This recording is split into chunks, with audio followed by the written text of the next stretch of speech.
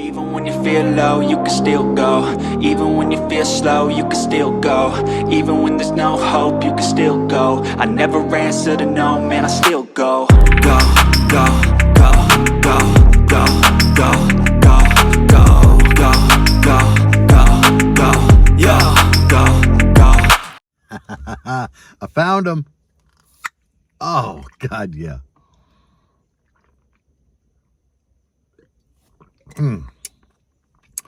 Man, that's awesome. So how is everybody doing this morning? I hope great. Today's like the 29th. No. So it's 29th of June. It's not too hot out yet this morning. It looks hazy. Probably gonna rain. Which it rained yesterday, I think. Yeah. Guys, I am beat. Like tired beat. Working every day and then like getting up earlier than I do for work to go work on the Jeep is taking a toll on me, I think. But we're getting there. The Jeep's coming along. You know, if you watched the last video I put up, which was the really long video of my weekend recap work on the Jeep, the baffle's bolted in. It's in there permanently now. And got the steel bracing underneath it. And some guys were commenting like, oh, that you should have put steel around the edges of the baffle. I don't like the look of that. And there's no need. I mean, I left that like one piece of 3/4 to set everything on to get it lined up. Craig jigged the first 2 layers so the screws go in that way. And then I also like tight bond it. You know, I put tight bond on that piece of 3/4 that it sit on. Then each layer down the side, I put tight bond.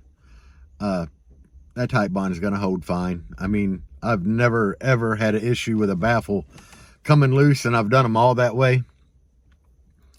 Actually, it's probably one of the like sturdiest parts of the build with that steel bracing under it. It ain't going nowhere. It ain't going to flex because of the steel bracing. And on this baffle, there was like less room between the subs, so putting that steel brace there is just going to make sure that the weak spots of the baffle are definitely reinforced and they're not going to move. That edge ain't going to move at all, but in the center, you know. And then the front and back, I mean, when I put them layers on, screws are going to go into the baffle there, so it's definitely going to be tight. That definitely isn't a design that I was going for with the Aero. I definitely wanted to try a slot port for once. I really wanted to. It didn't happen. And the thing is, you know, I've always had really good luck with Aero ports, so it might be a blessing the way it worked out. I've seen Chaz Smith do some crazy stuff with the Aeros. I mean, he made his Aeros like 10 foot long. No, they probably a good 4 to 5 foot long though. Cause his Aeros come like from the back of his baffle. They go straight down and then turn and run up toward the front. Seemed to do really good. I did all the math. I'm going to be tuned around 22 hertz, which is 2 hertz lower than the Jeep was before. And it played lows really well before, so hopefully it'll play lows even louder this time and with more cone area. I just lost train of thought for a minute, guys. I really wasn't wanting to do this video recapping the Jeep. I have so much stuff left to do to it. Got my Vibraflex on the floors and ran out of Vibraflex. I planned on doing more layers than that and just ran out. It wasn't going nearly as far as I thought it was. So I got to get a hold of my buddy Josh and get some more of that. But I can finish the build. Hopefully have everything ready for the sundown show. I have work to do on the Blazer still. And my buddy Walt Johnson is supposed to bring me all this stuff to build a 135 C-Max. He's supposed to bring it to me today. Because he ran behind with his CNC machine. So, it's not mine. If you guys know Peyton Johnson, I don't know if you do or not. A lot of you guys might know Peyton Johnson. We're building a 135 for Peyton. So hopefully I get everything today. And then I got to get with Peyton and see when he wants to come up. He's going to come out to my buddy Billy's shop. And I think we're going to make Peyton help put his battery together, because it'll be a really good learning experience for Peyton. Peyton's a good dude, man. A lot of you guys know him. He's running 6 G218s on some Scar 4500s. I think he has 4 of them. And he's the guy, you know, I kind of talked about in another video where he keeps finding gains like cheap. Because he just keeps going through his cabin and changing things, and he finds gains and he tests. Really good dude. So, hopefully, you know, getting that voltage up there higher, because right now he's running like some underground power batteries, which are just headway cells and a pretty casing. Not taking anything from underground power. I don't know the dudes. I just know that's what they are. You know, they take some headway cells, throw them in a pretty black case. I know this because they only charge $14.8. But, yeah, Peyton's been living that $14.8 life, so he's going to add an alternator, I think, and jump up into that $16.2 life. And, yeah, he's going to definitely find some more gains there. But as for the Jeep, guys, I got new tail lights for the Jeep. I kind of put that text across one of the video I put up Sunday night. No, Monday night. My God, my days are running together, guys. Some guy had to correct my math in a video. And like I said, I've been tired from working on this thing. But, yeah, I got new tail lights just because after I did the Raptor liner and everything, the Jeep looked so good that it made me change my opinion on a lot of stuff. It's like the Jeep definitely don't need that many stickers on it. And it don't need the color changing stickers at all. The taillights, it made me realize the factory taillights in that thing were just butt ugly. I wasn't expecting that, but it did.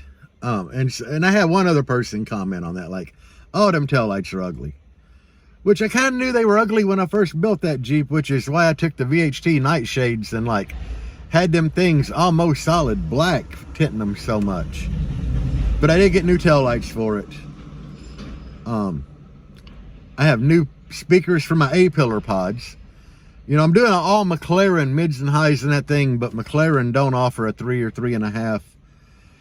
And they don't really offer a really small tweeter. So I got all Ampere audio for the A-pillars, which there's some beefy looking little 3s. I mean, for a 3, they got a cast aluminum basket on them, guys. So they are to be like bad to the bone. But I got those. So I have some new stuff going in. I'm changing a lot of things in it. It's just taking me a lot of time. And I'm really scrambling and struggling to get this thing done by the sundown show. So I think once I get the enclosure like finished and buttoned up in it, I'm gonna take the Jeep home to my house and finish the doors and stuff there. That way I actually have like time in the evenings after work. I can get out there and bust a butt on it for an hour every day probably.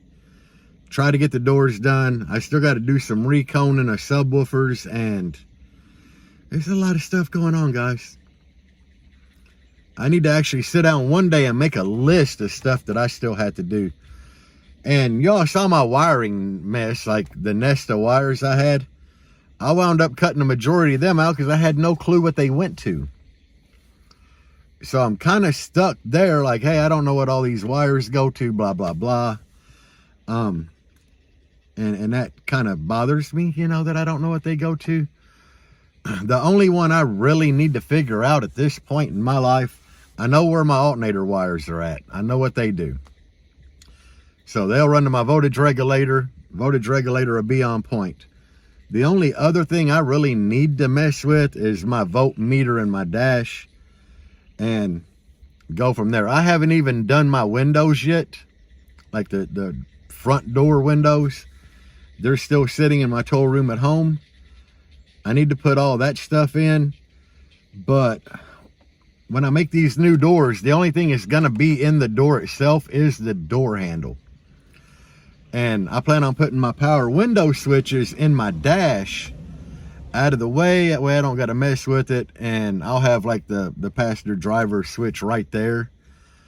And I still need to run all the stuff for that. So guys, I got a lot going on. I need to pull the in-dash and run all new RCAs in there. Yeah.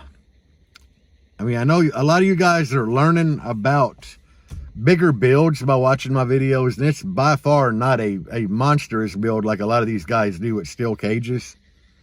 I just don't think for a daily driver I need a steel cage, but there's still a lot that goes in it because you can't really rush. If you rush, it's definitely going to come through in the final product of the build, you know. Like if you rush it, you're going to know you rushed it, and when you play it, if you're not happy, you're going to be like, well, man, if I wouldn't have rushed it, it'd probably been louder. It would have been right. So I'm trying to do everything right. And, you know, clearly I've made mistakes along the way. It's like I was using a plunge router. I've never used a plunge router before in my life.